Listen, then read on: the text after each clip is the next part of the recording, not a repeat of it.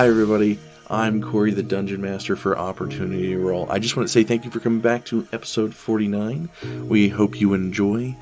Don't forget to like and subscribe if you haven't already. It really puts our name out there for those who haven't heard of us. We might come across their screen thanks to you. Enjoy the episode.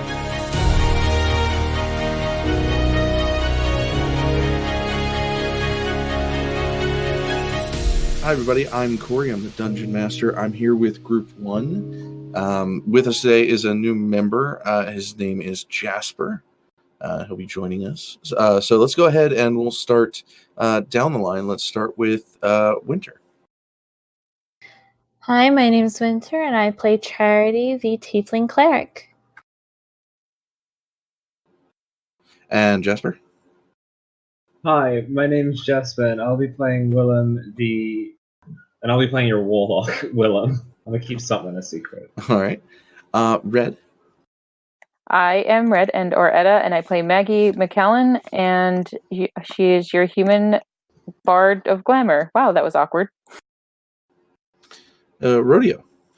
Hello, I'm Rodeo, otherwise known as Maxwell, and I play Aeson Goldhand, half-elf fighter cavalier. So last time we left off, you guys were just speaking in the inn. You'd gained a bit of information, one on ingredients for the cure that you need for Maggie's mother. I think there was the biggest change that you made near the end. Is deciding where you guys were going to go, and you decided you wanted to head to the castle for Eris. Just to get with Maggie's family, make sure that she's okay, get a cure to her, try something. So Rodeo went and spoke to Edmund. There was a little bit of tension, but it looks like you guys are off on the road pretty much whenever you're ready to start there towards Eris. I think in-game it's probably like 2-3 p.m. I know Charity sent a letter earlier that evening through your magical paper to Everett in hopes of contacting him. So let's go ahead and we'll start from there. Let's start kind of back in the end. We've got Charity, we've got Maggie, we've got Aeson. I know Edmund has currently left to go outside. If I remember correctly, I thought he went upstairs, and I believe Maggie followed him. And that's when Charity and I were discussing whether or not we would go grave robbing. No, he left out the door. Oh, I just remember Maggie went with or followed him. Yeah. But there was something else I wanted to do. I wanted to go try to see if Pembrum's still in town. Talk to him about things he knows around the area and some other things. Okay. So, I guess Aeson will go ask around and see if anybody's seen him and see if he can't track him down, see if he's still in town. Okay. Probably ask Scoob first. Scoob is the purveyor of knowledge. Yeah, I mean, so, yeah, it's up to you. Would you like to go to Scoob first or kind of check around the area? I'll go to Scoob first. Scoob's the purveyor of knowledge. So Maggie and Edmund are out front. Charity, you're there. You'll kind of mosey up towards the bar. Scoob will look to you and nod. Scoob, I was wondering if you had any information for me on the location of a man named Pembrum?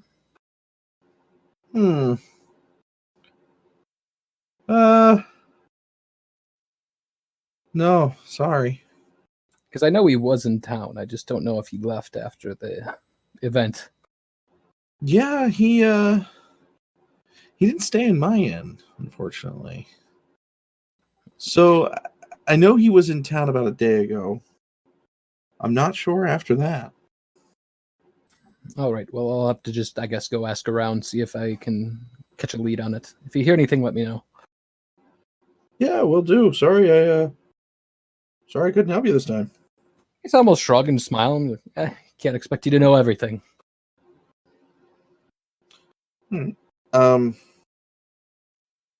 So I guess you probably look at Charity, give her that confirmation that you're going to go find that information.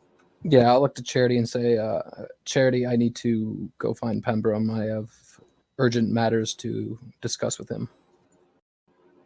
All right. Well, while you do that, I'll Sorry, out of character. Have I already gotten the cart, or was I leaving to go do that? I think I was leaving to go do that and get to do that. Yeah, I don't think the cart had been purchased. All right. Back in character. Sorry. All right. I will. Actually, there are a couple people who I think were also headed in the direction that we are now, so I think I'll go find them and see if they want company, and then I'll go have a look at how much it'll cost for us to get a horse and cart. Wonderful, wonderful. What say we meet back up here in an hour?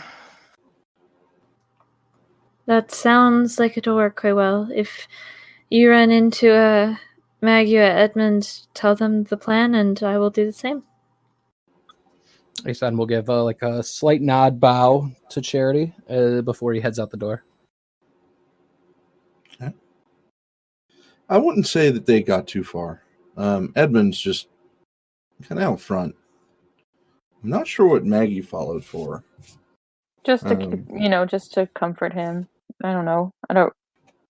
I'm trying to remember. Sorry, go ahead. Oh, no. Basically, he's just kind of walked out, and he's waiting for you guys so that you can get moving. Looks to be a little bit stir crazy, maybe a little bit. So he's kind of leaning up against the front of the inn, and he's got his magic book open. He's kind of reading through that, making scribbles. I remember why she went out there. She looks at him, and she's gonna be like, "I'm really sorry." What for? Pushing off your trip to Hazel because of my family. It's unavoidable. I wouldn't want your mother to die. I don't know. I'm not mad. I'm just, I've been told a lot of things, and every time we get close, it's one thing after another. I know. And it's not necessarily you. So, and he's gonna interrupt when she goes, because he wants her to know that. Oh yeah, no, I understand. I mean, she's gonna sigh.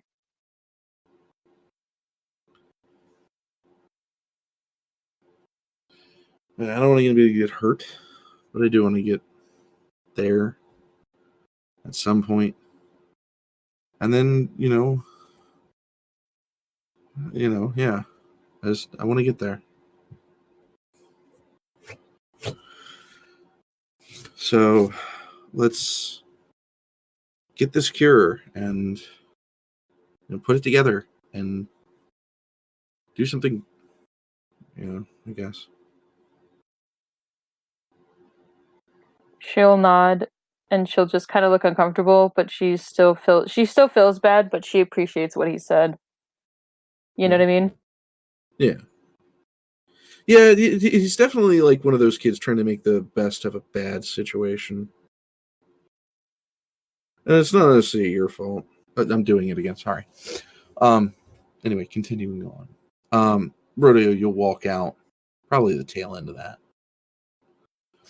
All right, so Aeson will slowly, he'll wait for the end, and then he'll put a hand on Maggie's shoulder and like lean in and be like, "We'll meet back here in an hour.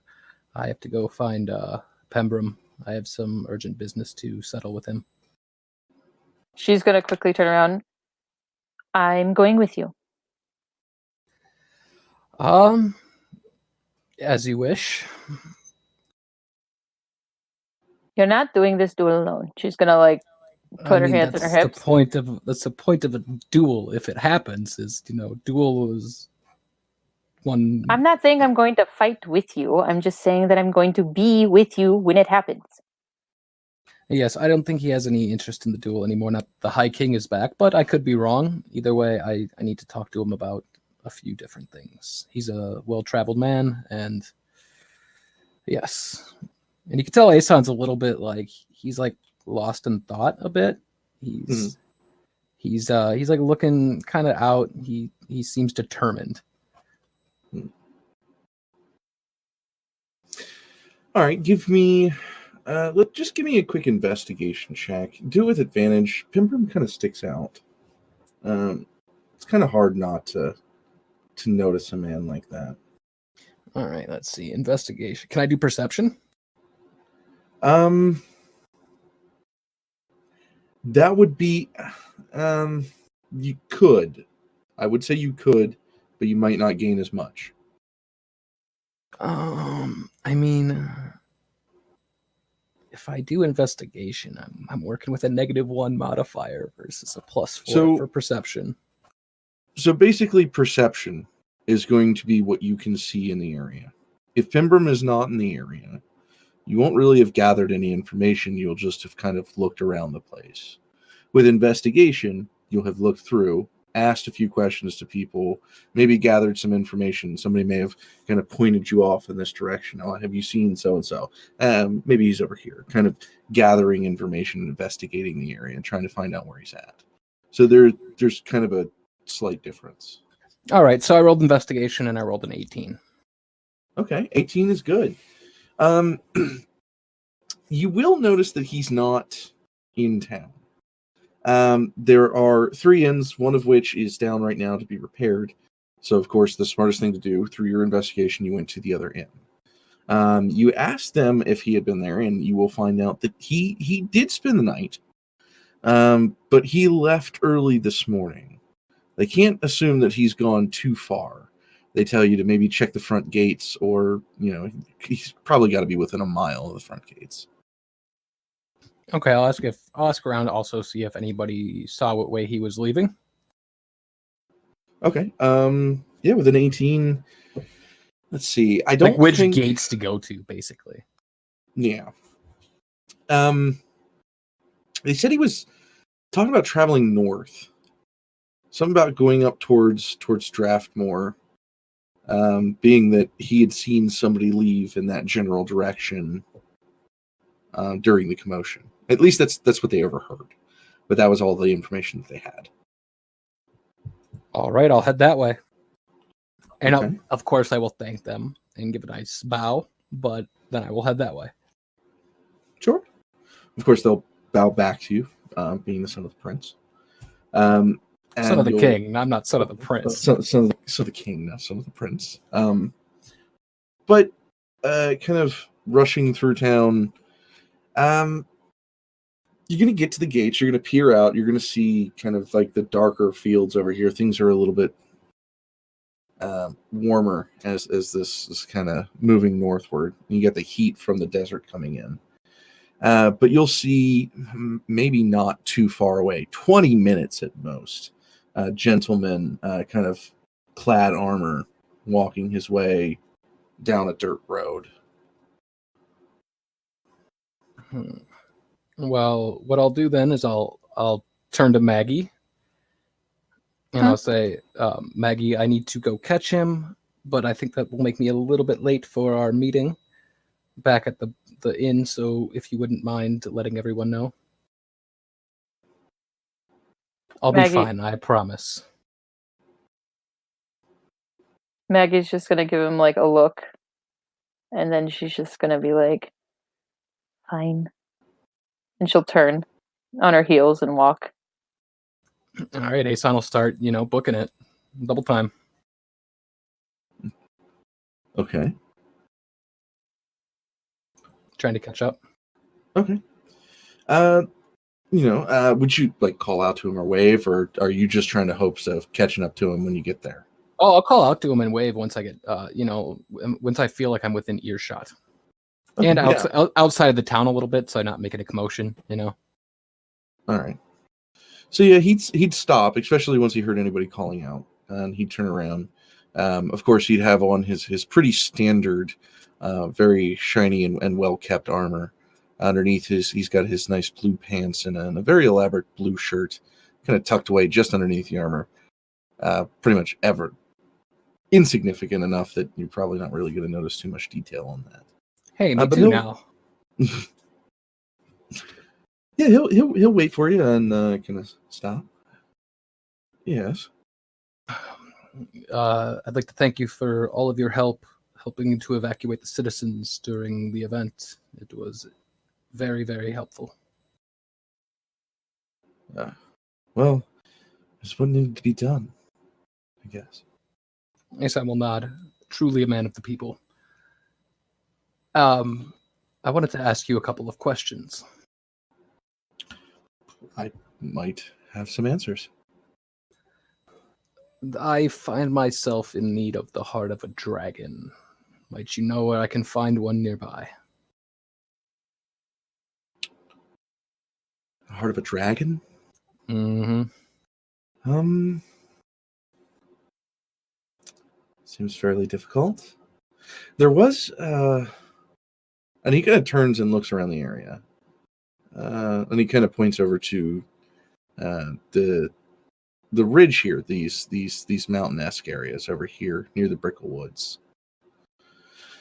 There was a dragon that stayed up in there, but I can't say it ever caused anybody problems. I think there's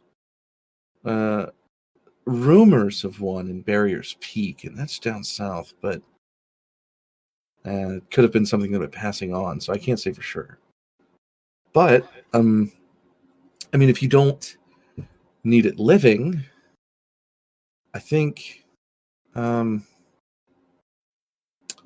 college actually might have a dried human's heart, or not, a dried dragon's heart on display there. The Bardic College? I do believe so. It's too far away for our timeline that we need it in. What do you need it for?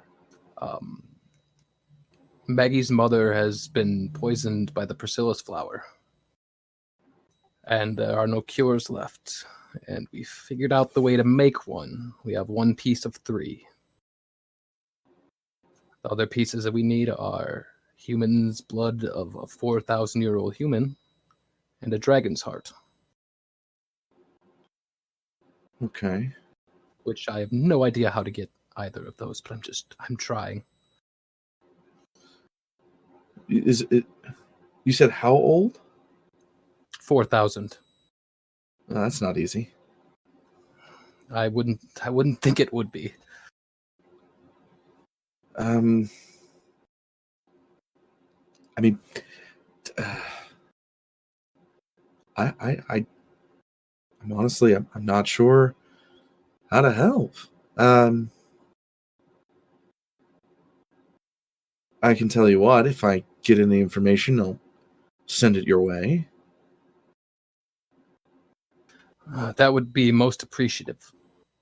Also, my other question is it's a bit more personal. I know that I've heard that you are a paladin. Yes. After that fight in Croca and watching people die and not feeling like I could do enough, I was looking to see if there's any way that you could help me become one. I want to do anything I can to help the people of Talalia. I mean, yeah, I could certainly teach you. I mean, No, I that's- already know all the martial aspects of the fighting, but I don't. I need to. It's the oath, really. That's important. The oath is the most important thing for a paladin. It defines who we are and what we do. I can send you scriptures over time through mail. Unless I traveled with you, I wouldn't really be able to train you much as a paladin. And well, I'm headed up to Luxbar right now. Yes, we're trying to find these 2 pieces of the cure and then head to Eris. All right. He'll pull out a small book. It'll look weathered and worn. here is a book, very private scripture, mind you. And he'll look over to Maggie, give a smile, and then look to you and kind of...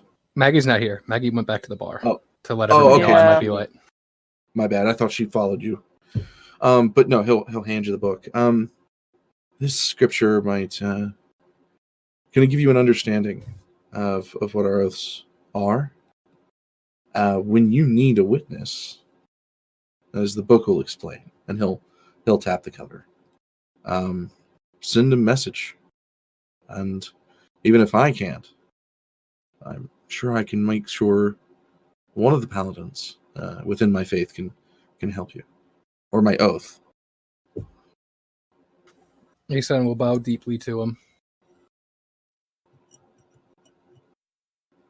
Now, about our duel. Aeson will stand up from his bow, put his feet together, and stand up straight. I think it would be safe to say that it's unnecessary now, isn't it? If you feel it's unnecessary, I won't be the one to back out of it. If you still wish to have it, I wouldn't deprive you of that right. But I mean, I don't know. I don't know if you can you still challenge the High King's authority, even though he's back? Yes. In fact, now that he's back, it's more easier to challenge him than ever. Well, if you need to have the duel to prove yourself worthy, then I wouldn't rob you of that. Indeed. Well, he's run off again. Again. Yes, he sent us on some quests too. Does he really do any good for anyone? The way I see it, he stopped that hideous thing in the city from being able to absorb our magics.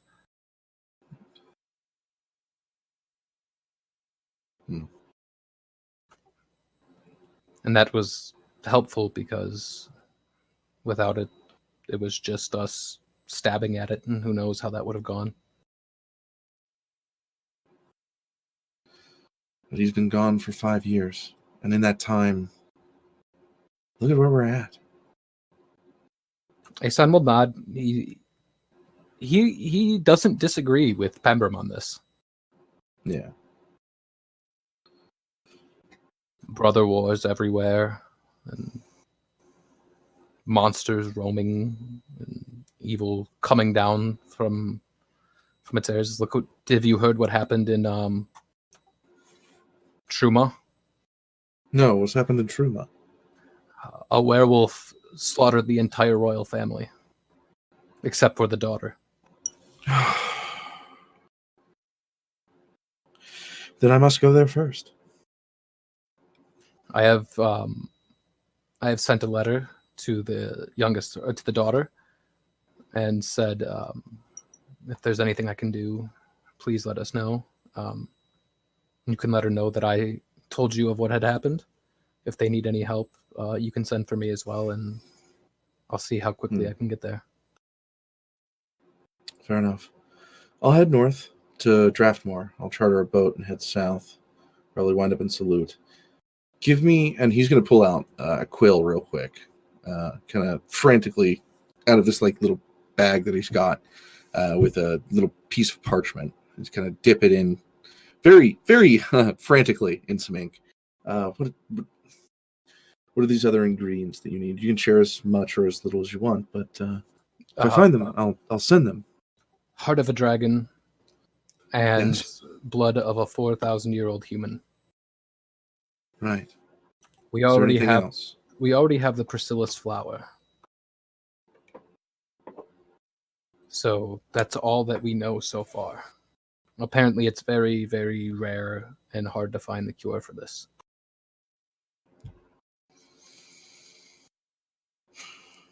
There have been known, and I hate, I'm struggling even bringing this up, but there have been known youngling green dragons to hunt up north in the Crypte Forest. Yeah, green dragons are foul beasts and vicious tempers. Yes. They're very rare. They're very dangerous, which is not typically why I would normally give this information. But nonetheless, you guys fought very well, and I don't think I would have anything to worry about from a young green dragon for you guys. I've fought dragons before. Well, I must get going then. Did you Sure. not? Did you want to call off the duel, or did you want to do this here and now? I say we postpone it. Aeson will Not nod. cancel. I say the next time we meet, we have it one way or the other. Whether or not I've seen the High King or not. I still need to make sure that, and maybe not you, that's more suited for the High King's job. Oh, I don't think I'm the right man for that. No, in the most polite way that I can say, I don't quite think so either. I think your place is where it should be. Great. You do well there. And your people love you. Aeson will nod, and he'll put a hand on Pembrum's shoulder and say, good luck, and I hope to see you again. You as well. Oh, and if you run into a gentleman, I'm not saying that you have or will, but forewarning, because I already have. There's a gentleman who is quite a deceiver. He seems what he liked. The last time I met him, he told me his name was Bladen. Completely fabricated name. This gentleman is someone to stay away from.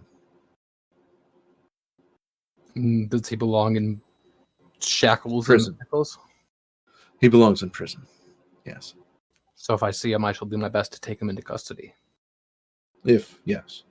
Do you know what could I arrest him under? What crimes? So I know. Murder, arson, thievery, slavery. Fair enough.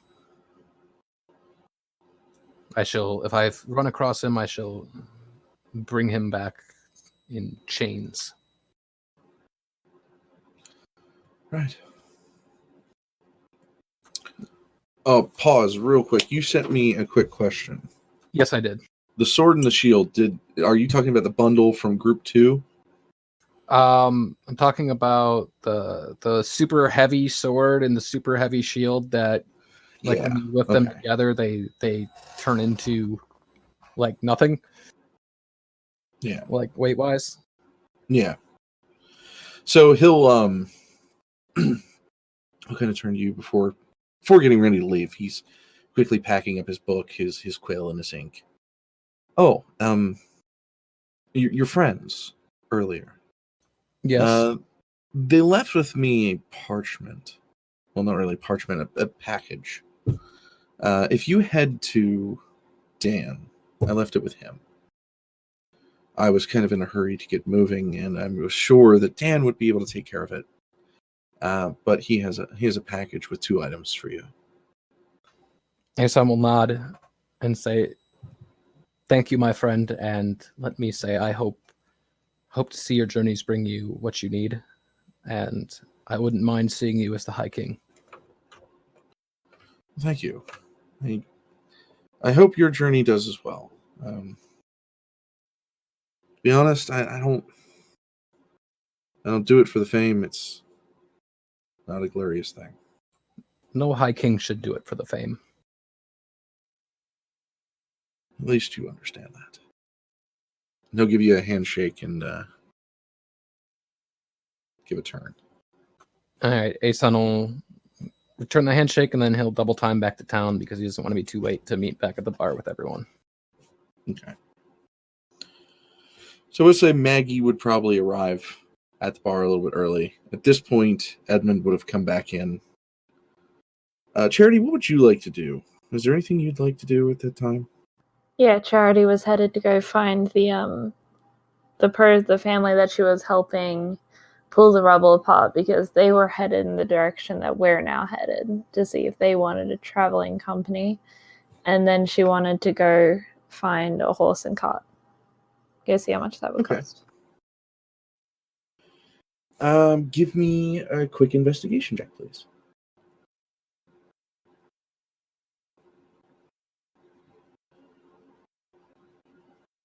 15. As to where you won't be able to find the family from earlier. The gentleman, his son, and his mother. They seem to have maybe moved on pretty quickly. You will be able to find that there are a few carts and a few good horses for sale in the local, what are they called? Brain fart. Stables, liveries. Stables. Jesus, how did I forget stables? But yeah. All right. Is there anyone standing around who looks like, what would they be called? The person who takes Stable care master? of the horses. Yes. So can I see the stable master? With a 15, kind of doing a quick look around, knocking on a small door to the right of the stables. It's kind of like a made-up small office with a very smaller chair. There will be a gentleman, actually no, a gentle lady, sitting behind the counter. That's right, she does live here. She'll be in full plate armor. She looks as if she is part of the city guard, actually. Her armor is emblazoned with basically Crocus symbol, which here is the lake. She'll look up. I'm trying to get this picture of her for you. I'm not sending that directly to Craig, I swear to God. And boom. Done. Streamline. Let's go. She's got brown hair, about shoulder length. Underneath her eyes, you'll notice that there are kind of ruts in the skin. And if you didn't know any better, you'd think maybe it was just some bad skin condition, but it looks kind of more closely. Her chin has been slashed by something with claws. Oops, I put it... Oh, Lord, I'm an idiot. I put it in group 2. That's all right. I can see it. There you go. Her eyes are like a light gray, and her armor, of course, has the colors of blue, like Croca. And she'll give you a gentle smile. Hello. Hi. I'm trying to find somewhere to buy a horse and cart. I can help you here. How much would you be selling for? Well, it depends. Do you need storage room or seating? Seating. We need to be able to move quickly with 4 people. 5. Yeah, 4 people. Okay. Are you looking for kind of thoroughbreds? Or are you looking for just anything that'll pull? I suppose anything that will pull. I'm not very well versed in animals. Well, we could sell you 2 mules. We currently have 2 mules, 8 gold pieces each. And then a cart would probably run you for seating about 15 gold. All right. And they would be able to move quickly? Yes. All right. How much did you say that would be altogether? So let's see. 8 each for the mules. So 8 plus 8 is 16. And 16 plus 15 is 31. All right, I'll take that. Thank you very much. Okay. She'll kind of have like a small kind of bag to put the coinage in, and then she'll stand up from the desk after the transaction has been placed. And she'll take you kind of over to the side. She's got 3 basic carts that you can pretty much choose from. Of course, 2 of them have the space that you need for seating. One of them does not, but she'll kind of stray away from the one that doesn't have the seating that you need. One is kind of off painted and like a purplish color with like a light painted golden color on the edges and trim. The other one seems sturdy. It doesn't seem that it's been painted yet, but it looks fairly new. I'll take the, and she'll point to the one that looks relatively new. I'll take that one. Okay, and she'll kind of look over it for you real quick. She'll pat it, and then she'll walk back to the stables. She'll pull open 2 of the pins, and she will pull out 2 long-haired mules.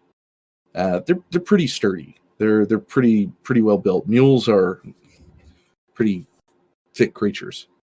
So she'll bring it up. She'll run you through exactly how to fix them to the cart itself, because with the cart we'll also have the bindings, the straps, the saddles, the reins, and everything else that you're going to need. So she'll run you through it even if you know it, just because that's policy. And then she'll kind of send you on your way. She doesn't say that there's a name for them either. She kind of leaves that up to you after purchase. All right, awesome. Charity will start heading back to the inn after saying thank you.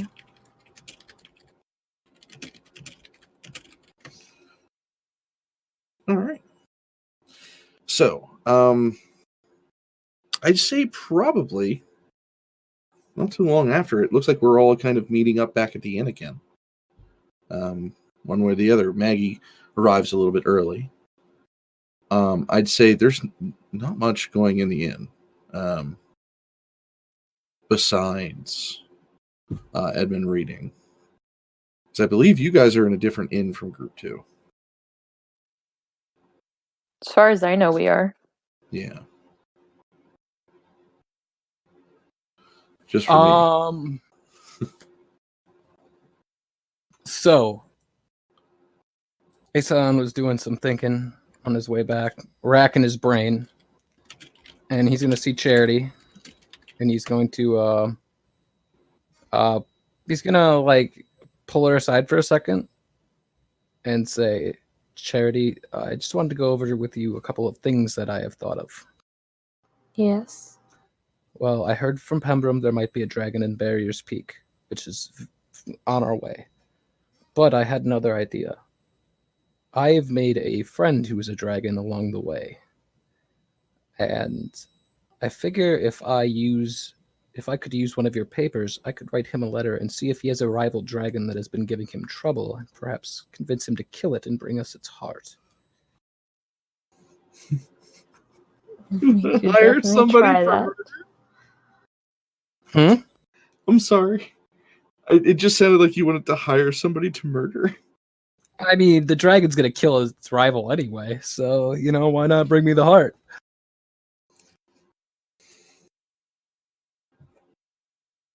Okay, continue, sorry.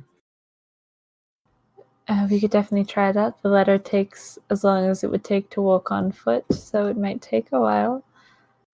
Who knows where he's at?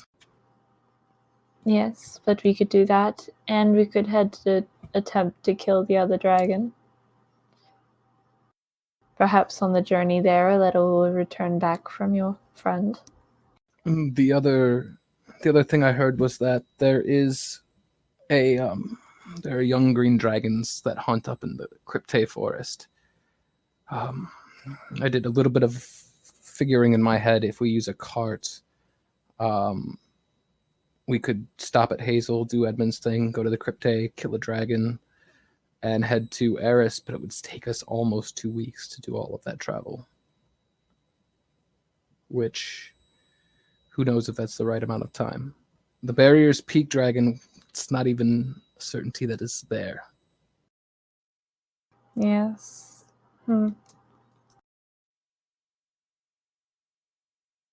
I know heading to Hazel first would make Edmund happy. It most certainly would make him happy, but this is quite convoluted and difficult. Aeson will like rub the back of his neck and like look to the ground and be like, yes, it is. We have a lot to do and not a lot of time to do. All right, so keeping those parameters in mind, our best course of action probably is to try and do both. Do we know where we're getting the rest of the ingredients that we need?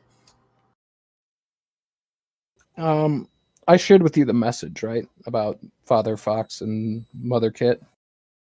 Yeah. And you said you might have a lead on that, so... Yeah, it was in the letter to Everett. Yeah, that's why I left that up to you.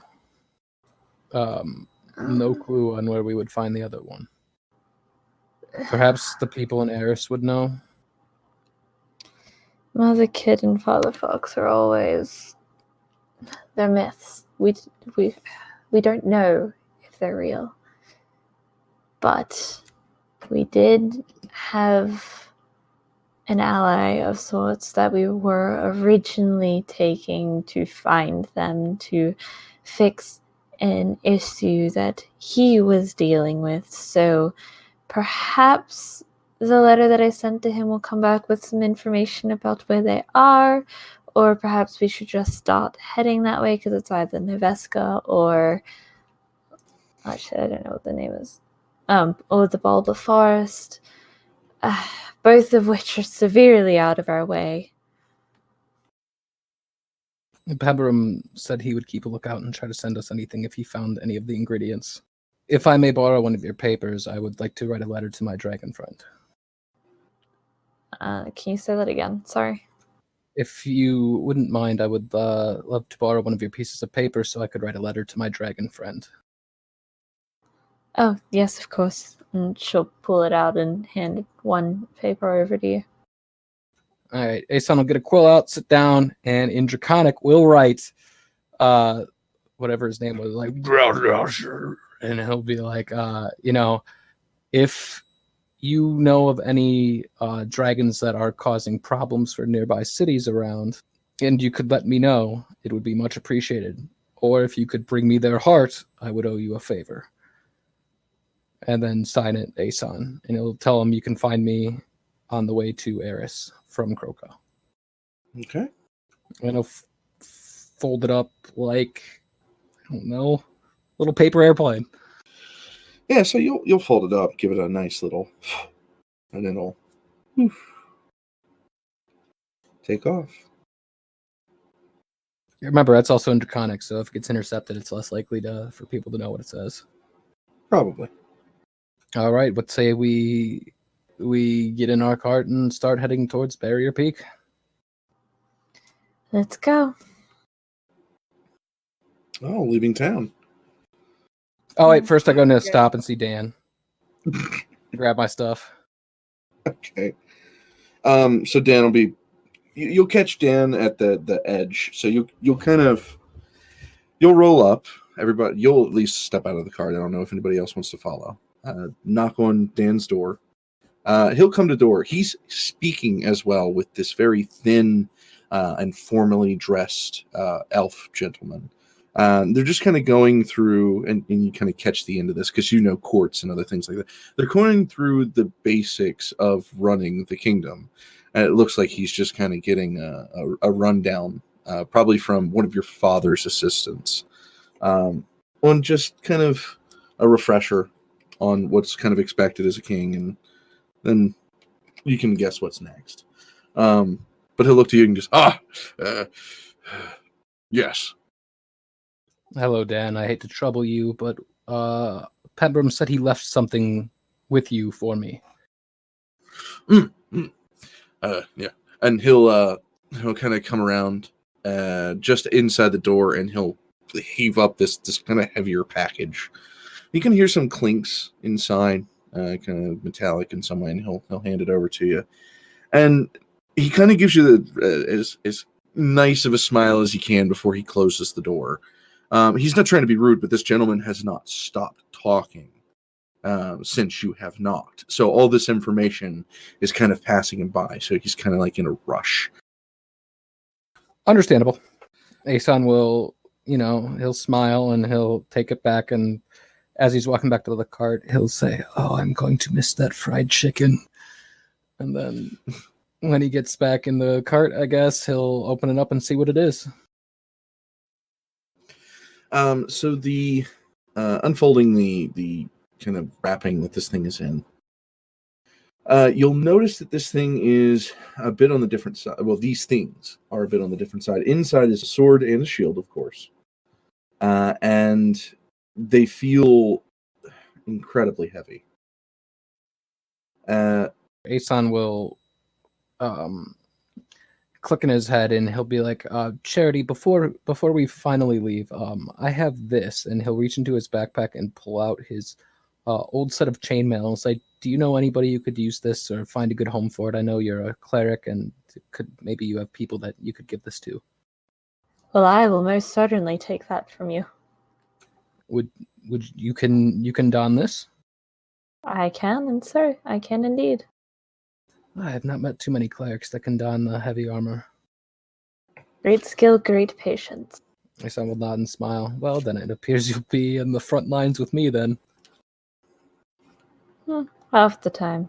He'll smile and then look back at the sword and shield. These things are quite heavy.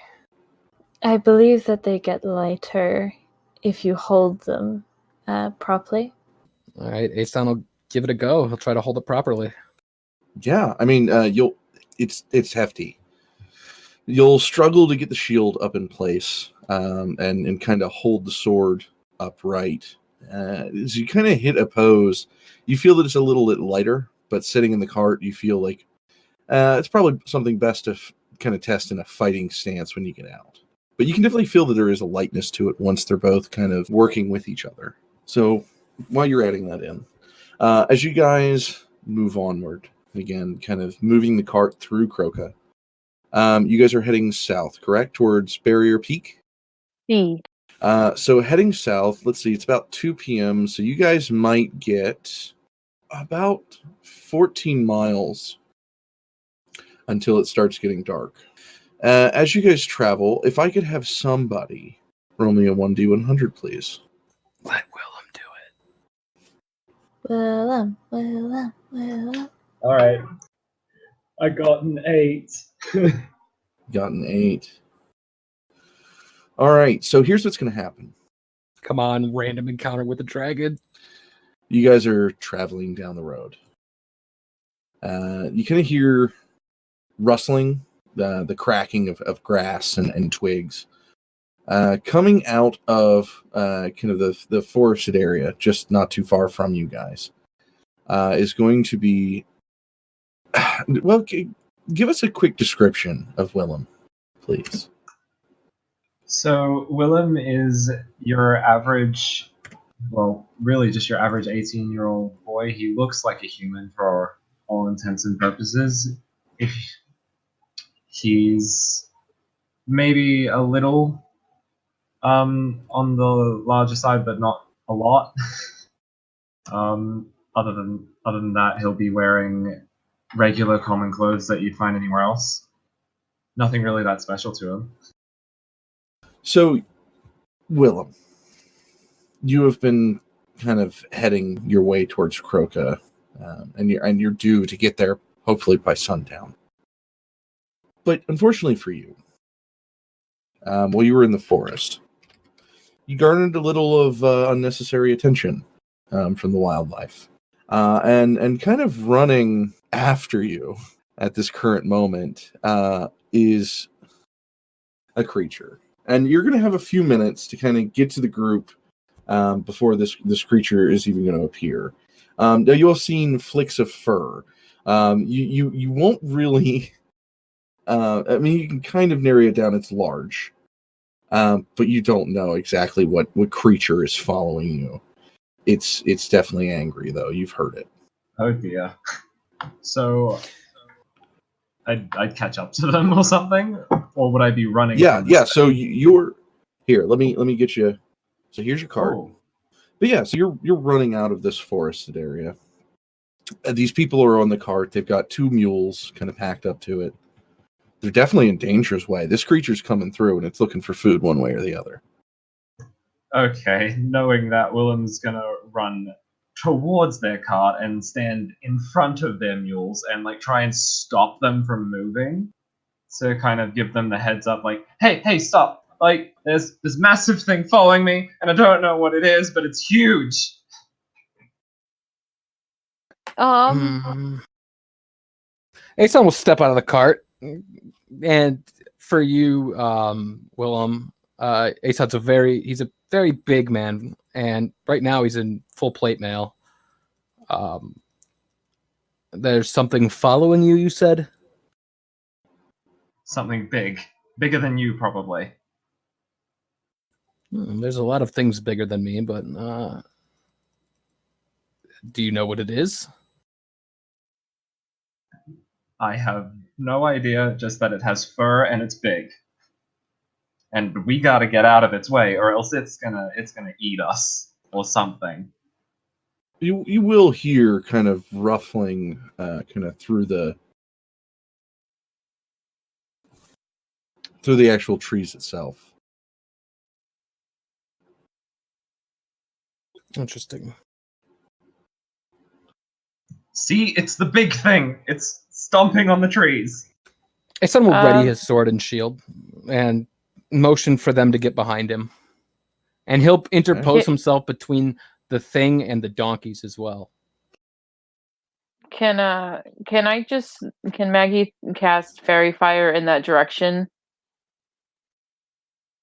to see if she can see it? I think, doesn't that have to be on a creature that you can see within range? It's an AoE. Oh, it is? It's like a 20-foot sphere or something like that, or cube. I forget. Yeah, each object in a 20-foot cube within the range is outlined in blue, green, or violet light, your choice. Any creature in the area with the spell is cast is also outlined in the light if it sells a dex saving throw. I mean, you can toss it in an area. Yeah, go ahead. I'm tossing it towards the sound of where it's coming from.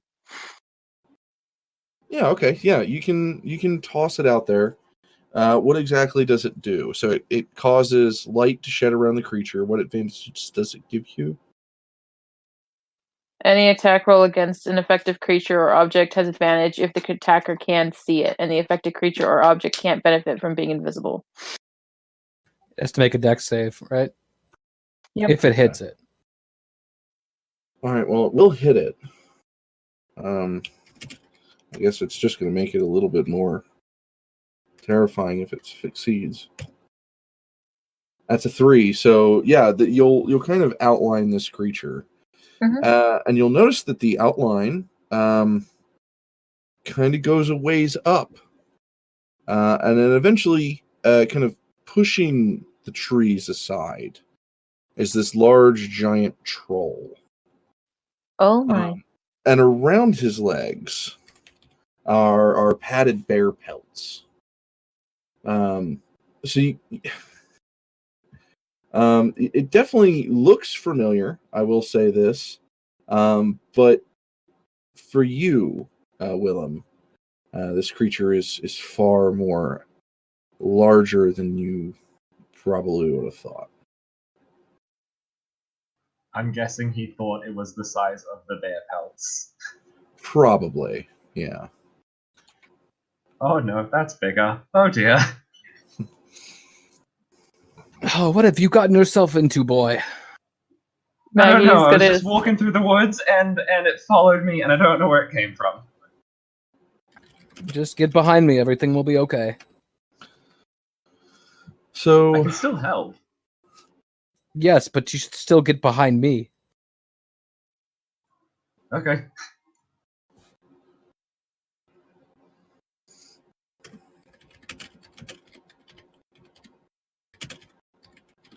trying to find about.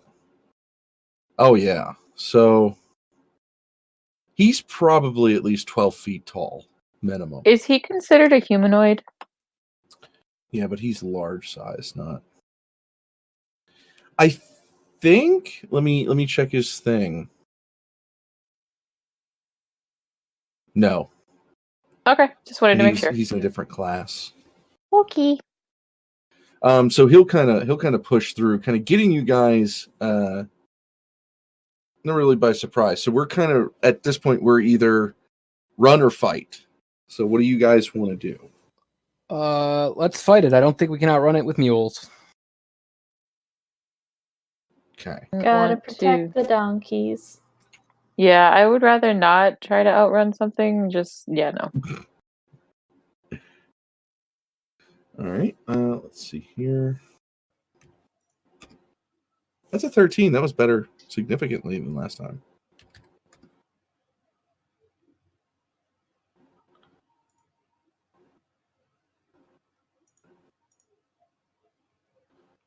Okay. So Edmund is clicked. Initiative. Edmund's on. We're just waiting on Charity. And Willem. Fighting with my thing.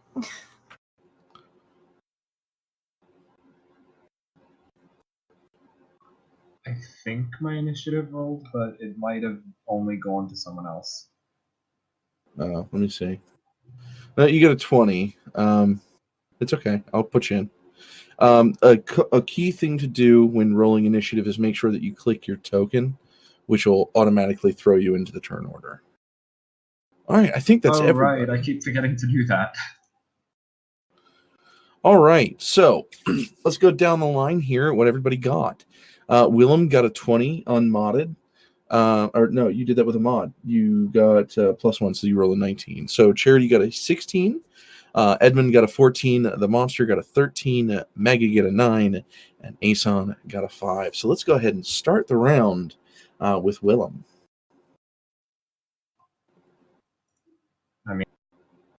Willem's pretty freaked out, so it's probably gonna throw a massive Eldritch Blast at him. Ooh, Eldritch Blast. Let's do this. All right. Nice. That'll hit. Good job.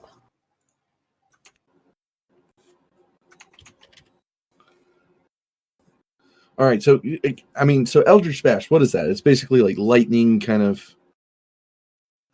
Yeah, it's like this green crackle of lightning, as much as I understand it. Okay. Where does that come from? Does that come from your hand, or like do you have a wand? He's gonna whip it from his hand, kind of like he's backhanding the air, and the lightning will crackle through the air into the creature. Okay. Is there anything else you'd like to do? Any movements or bonuses? That's a good question. Does he have bonus actions? I'm pretty sure he doesn't, so I'm just gonna call it at that. Okay. Let's see. I was going to suggest getting a little bit further back. No, he doesn't want you to be the only one in the front.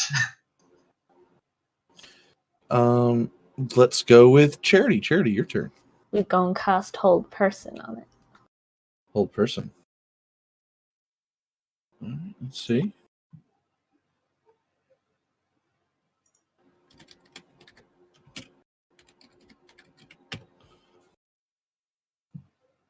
Let's see. Choose a humanoid that you can see within range. Unfortunately, this is not considered a humanoid. It's considered a giant. Seriously? Oh, that sucks. That is a troll, so it is considered in the giant family. Alright. Give me Now, then. this is just me being a DM. Do you guys rule that separately? Or different? Usually humanoid is listed as humanoid, but I've always gone with if it, is like bipedal, 2 arms, 2 legs, has a head, stands like a human, looks like a human, just different. But it's all dependent on how you want to rule it. I was I'll about to go say, with whatever you rule, man. I was about to say you're the DM, so I mean, it's just it doesn't matter what we think. It's your game. I'm gonna rule it because it says large giant that it's not humanoid. And that's fine. Sorry. Oh, it's fine. Don't be sorry. Is there anything else you'd like to do, Charity? Yeah, Instead? like I said, just give me a second to think what to do now. Sorry. It's okay.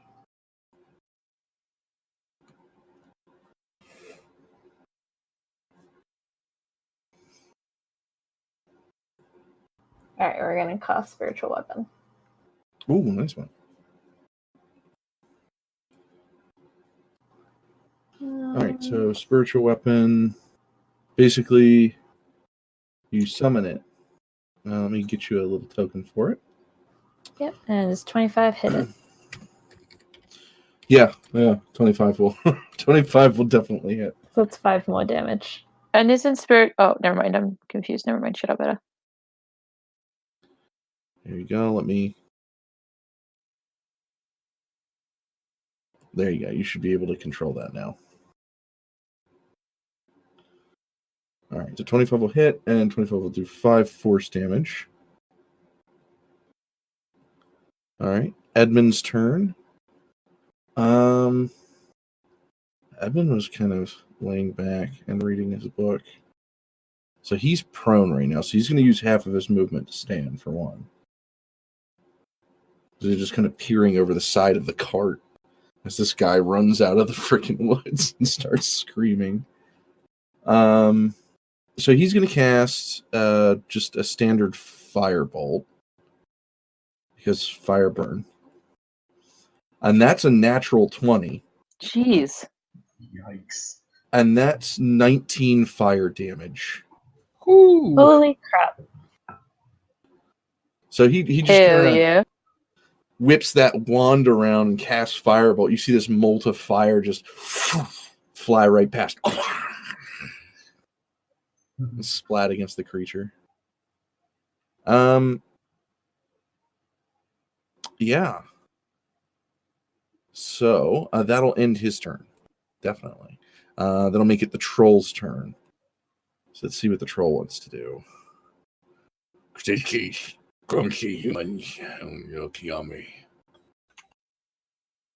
I do look very yummy. Could you feel my eye roll? Gotta crack open that nice shell, though. Oof. Like a crab. Wait, are we talking about M&Ms?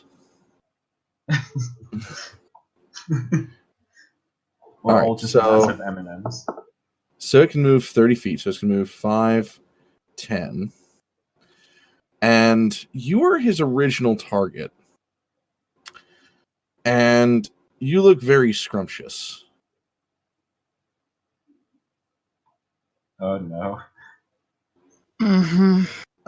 So he's gonna kind of try to bite you. Does a 16 break your armor class? I have to check that 1 second. Yep, it does. All right, we're about to do damage here. 6 piercing damage from the troll. Oh dear. This troll makes 3 attacks. All right, Oh, so he's going to swing at other hand at Aeson. That does not hit. Kind of trying to clear you out of the way as he's really trying to nom down in this food here. And since that one will miss, he'll kind of give another claw at you at a 19. Nope. Just kind of trying to push you away. Jesus, what the fuck is your armor? 20. Jesus. All right. Well, that'll end his turn. He's moved. He's had some food. I think he's happy with that. So that makes it Maggie's turn. So she's going to quickly jump off the cart and go about here, and she's going to pull out her viola, and she's going to test out some of the new magic with it, and she's going to play a very, jovial tune, not jovial, like very inspirational tune, and she's going to use Mantle of Inspiration and use one of her bardic inspirations to give 5 temporary hit points to everybody. All right. Oh, nice. That's really useful. Yep. Everybody, make sure you get your 5 temp. All right. Any other things you would like to do? Wait, before anything else, Willem, if you read that, you can immediately use your reaction to move up to your speed without provoking opportunity attacks, so you can get away from that troll if you would like. Yeah, I was going to say that, yeah. But yeah, you could do that. Really? I could do that. Yep. It's with my Mantle of Inspiration, yep. Cool. I might Now, how many creatures can you do that to? I can do that to a number equal to your charisma mod. Wait, hold on. You could choose a number of creatures you can see who you can see and who can see you within 60 feet up to the number of equal to your charisma modifier. My charisma modifier is 3, so I definitely will give it to Willem, Aeson, and Charity. Okay. There's a random Facebook thing right there. Is that nobody's? All right, it's gone. All right. And then that's I did my movement. That as a bonus action. This is I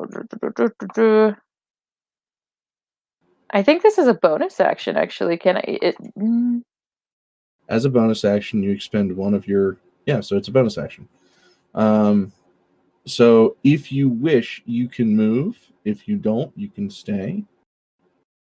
I have one other spell I kind of want to do. Oh, wait, we already said it wasn't a humanoid. Just kidding.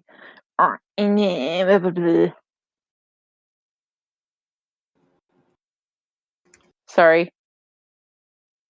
No, I'm not going to do that. I don't know if that were. I'm just going to do Vicious Mockery because I love that. Okay, DC Wisdom saving throw. It takes a whopping 1 damage if it does. Well, it does have a -1, so let's see. It's not the brightest thing in the world. Oh, are you serious? Revert that. That's a +1, not a -1. So that's 12. Okay. So Maggie's gonna put her hands on her hips, and this is funny because this is the first time Willem has ever met Maggie, and this is amazing. Maggie's gonna put her hands on her hips and be like, "Look at you, you big thing, picking on things that are smaller than you. Gosh, so mean. Oh, and you're ugly too." Oh, it'll roar. It'll take that 1 damage. All right, Aeson, your turn. Oh boy.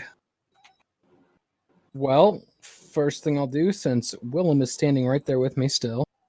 Oh, he should have moved. I will make an attack at this thing at advantage because it is fairy fired. He didn't want to move. It was in his character. Oh, okay, sorry. I thought he moved. So Sorry. does a 15 hit? A 15, let me see. Will not hit. All right, I'll make my second attack. 19. So 13 damage. And with that, I will also apply a... Where is it? Wavering Mark. I can menace my foe, foiling their attacks and punishing them for harming others. When I hit a creature with a melee weapon attack, I mark the creature until the end of my next turn. While it was within 5 feet of you, a creature marked by you has disadvantage on any attack roll that doesn't target me. In addition, if the creature marks deals damage to anyone other than me, I make a special melee weapon attack against that creature as a bonus action on my next turn. All right. And I will also, since why not? Where is it? Is this really not in? Oh, there it is. Action Surge.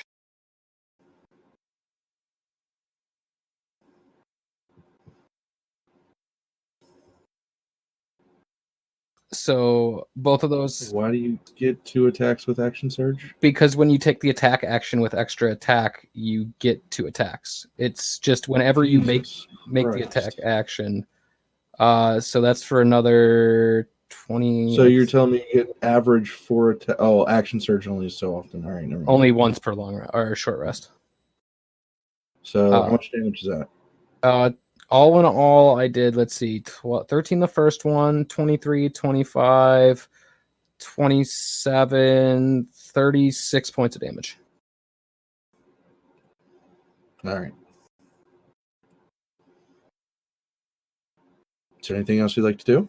No, that will be it. That's all I can do. All right. Willem, it is your turn. Awesome. Quick question with reactions. So because the thing bit me, does that mean I get a Yes. reaction? Okay, cool. If you have an ability that states that you can use the reaction when you're hit. Like Hellish Rebuke. That's exactly what I was planning. Oh, you have to do it right after it bites you. Yeah, so Like- when I'm saying it's going to attack, that would be the moment to speak up, then I will use my reaction. Okay. Yeah, because after the attack's over, it's pretty much, that's it. Yeah, it's like once you say it hits you, and then you say, well, I'm going to use your Hellish Rebuke. Because Hellish Rebuke does damage when you are hit. But because you didn't know that, let's go ahead and go over what you wanted to use, and we'll do that real quick. Because you didn't know any better. Oh, I just wanted to use Hellish Rebuke, and I'm fine taking the bullet if you want. If that's what you want to do. Yeah, I know better for next time now. All right. Instead, It will be your turn whenever you're ready. Okay.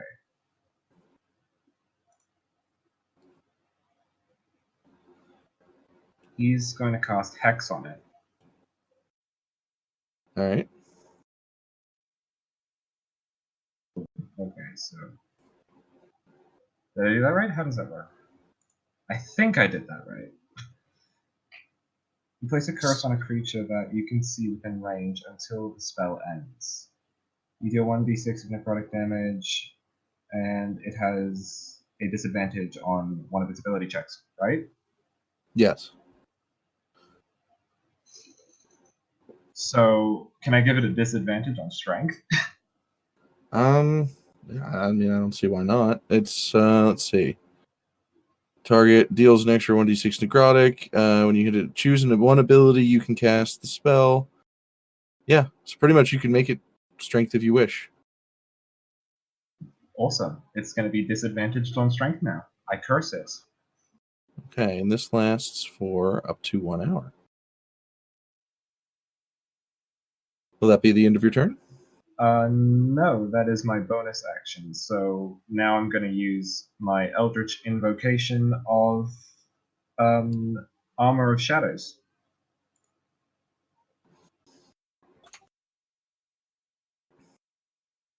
Okay. So that Cast basically lets me Mage to Armor. cast Mage Armor at will. Okay. Sounds good. It's 13 plus your Dex mod. So that would put you at 15? I believe so. Yeah. Oh, wait. 13 plus your Dex mod pushes you at 14. Better than a 10 or 11. That's true. Definitely better than what it was. Yeah. So Oh, that'd that be- will end my turn. Okay. Because I Sure. don't think he'd walk away. All right, Charity's gonna move over here, and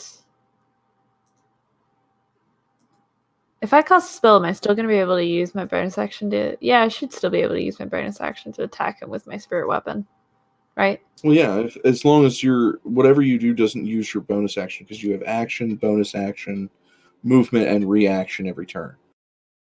Cool. So yeah, we're gonna cast Inflict Wounds and smack it with a hammer. Ouch. 19. That'll hit. Go ahead and deal your damage. Costing it 2nd level. Yeah. Oh, that's 17 plus 8. Yeah, so that's 25 necrotic damage. Yep, and then we're also going to hit it with spiritual weapon again. 22 hit? That'll hit. 9 damage. All right. Basically, fuck this guy.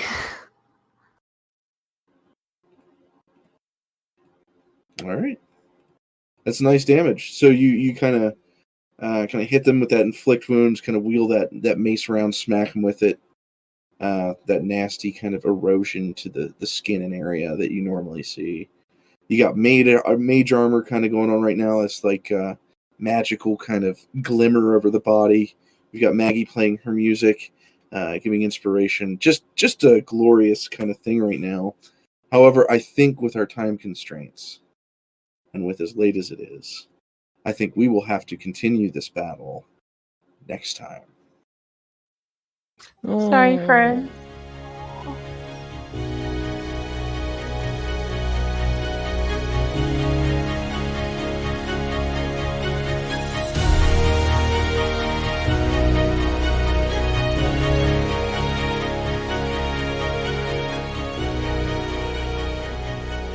Hi everybody, I'm Corey. I'm the Dungeon Master from Opportunity Roll.